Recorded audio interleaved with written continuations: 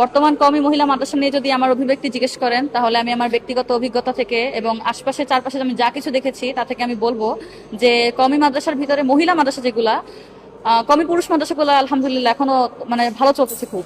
এগুলো নিয়ে খুব বেশি তেমন রিপোর্ট নেই, তবে মহিলা মাদ্রাসাগুলোর কথা যদি বলি, অধিকাংশ মাদ্রাসায় এখন খারাপের পথে আগাচ্ছে।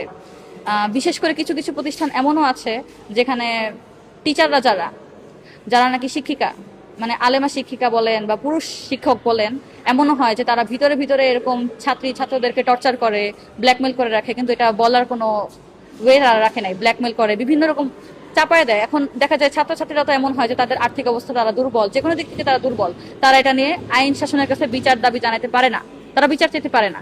কিন্তু এই প্রতিষ্ঠানগুলা যে এরকম করতেছে, দেখা যাবে যে মানে অভিযান চালালে যেমন আবাসিক হোটেল থেকে যেমন অনেক কিছু জানতে পারা যায়, তারপর একটা হাসপাতালে অভিযান চালালে যেমন জানা যায় যে রোগীদের সাথে কেমন আচরণ করা হচ্ছে, তেমনি এই মাদ্রাসাগুলোতে অভিযান চালালেও জানা যাবে যে এগুলোর ভিতরে আসলে কি কি হচ্ছে।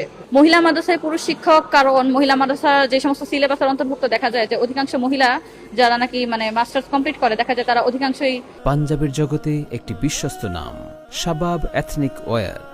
বিয়ে হয়ে যায়, তারা আসলে শিক্ষকতার পদে বেশি একটা যুক্ত হন না, কিন্তু পক্ষান্তরে পুরুষরা এখানে তাদের মানে অবদান বেশি শিক্ষাদানের পাঠদানের ক্ষেত্রে। এজন্য মহিলা মাদ্রাসায় পুরুষ শিক্ষকদের রাখা।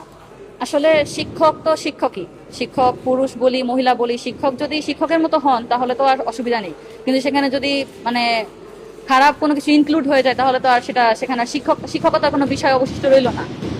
এখন এটা তো আসলে মানে ব্যক্তিভেদে সমস্যা, এটা আমি একটা প্রতিষ্ঠানের ব্যাপারে এরকম অভিমত প্রকাশ করতে পারলাম না। তবে আমি এটা বলবো যে স্কুল কলেজ মাদ্রাসা অধিকাংশ শিক্ষা প্রতিষ্ঠান এখন এমন হচ্ছে যে ছাত্রছাত্রীদেরকে এরকম দেখা যায় যে টর্চার করতেছে গোপনে, মানে বিভিন্ন রকম এরকম ঘটনা তো আপনারাও শুনে থাকেন। তো এই জাতীয় ঘটনার জন্য দেখা যাচ্ছে যে খুবই কম প্রতিষ্ঠানে এগুলো প্রকাশ পায়, এগুলো কিন্তু সহজে প্রকাশ পায় না। তো অভিযান চালালে আসলে এগুলো জানা যাবে।